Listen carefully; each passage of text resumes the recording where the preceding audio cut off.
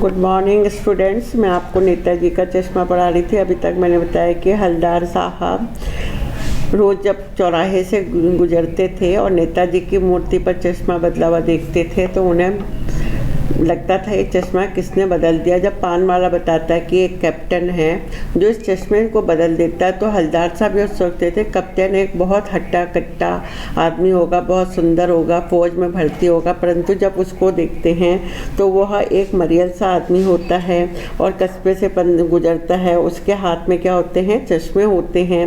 वह एक डंडे में चश्मे लगा के रखता है और एक दुकान बंद होती है उसके सामने रख देता है और कोई जब चश्मे वाला आके चश्मा खरीद लेता है, मांगता है, तो वो नेताजी सुभाष चंद्र बोस की मूर्ति से चश्मा उतारकर उसे दे देता है और उसकी जगह पर दूसरा चश्मा लगा देता है।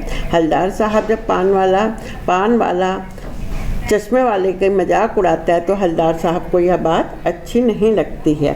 इससे आगे बताती हूँ, बार बार सोचते क्या होगा उस कौम का जो अपने देश की खातिर घर गृहस्थी, जवानी, जिंदगी सब कुछ देने वालों पर भी हंसते हैं। यहाँ हलदार साहब सोचते हैं कि हमारे उस देश का क्या होगा जो मनुष्य अपने हमारे देश की रक्षा करने के लिए अपनी घर भी, गृहस्थी भी, जवानी भी, जिंदगी भी सब कुछ दे देते हैं। हम उन्हीं की हंसी उड़ाते हैं और अपने लिए बिकने को मौका ढूंढते हैं। दुखी हो गए। 15 दिन बाद फिर उसी कस्बे से गुजरते हैं।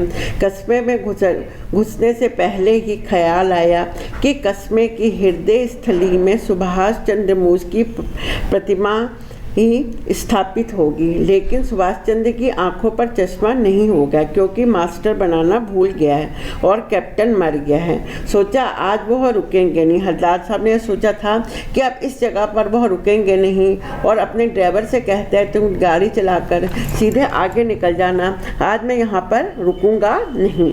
परंतु जब वह उस जगह से गुजरते हैं, क्या है? रुकूंगा नहीं, पान भी नहीं खाएंगे, मूर्ति की तरफ देखूंगा भी नहीं, सीधे निकल जाएंगे। ड्राइवर ने कह दिया चौराहे पर रुकना नहीं, आज बहुत काम है, पान आगे से खा लेंगे। हलदार साहब क्या कहते हैं? हलदार साहब बार बार सोच रहे हैं देश की खातिर सब कुछ होम कर देने वाले लोग हंसते हैं, वह दुखी रहते हैं। 15 दिन बाद हलदार साहब उस कस्बे से गुजरते हैं और गुजरने से पहले सोचते हैं कि वह मूर्ति क्यों नहीं देखेंगे, परंतु आदत से मजबूर चौराहा आते ही हलदार साहब की आंखें क्या हो जाती हैं? मूर्ति की ओर उठ जाती हैं। जीप रोकने के लिए चीखते हैं, एकदम से अपने ड्राइवर को चीख कर कहते हैं कि तुम जीप यहाँ पर रोक दो। ड्राइवर ने जोर से ब्रेक मारता है।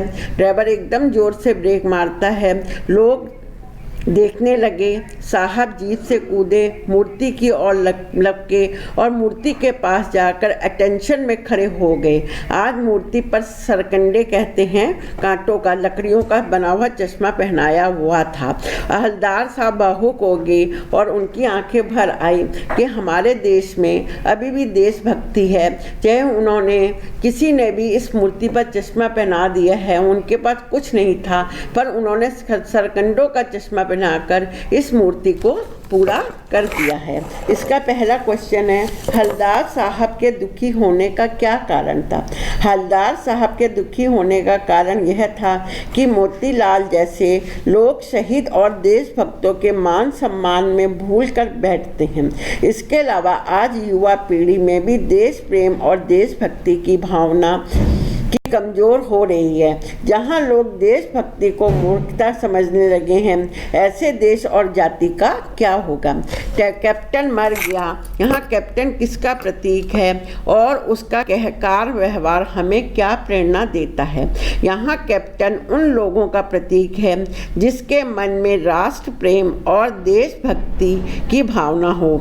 ये वे शहीदों और देशभक्तों का सम्मान करते हैं।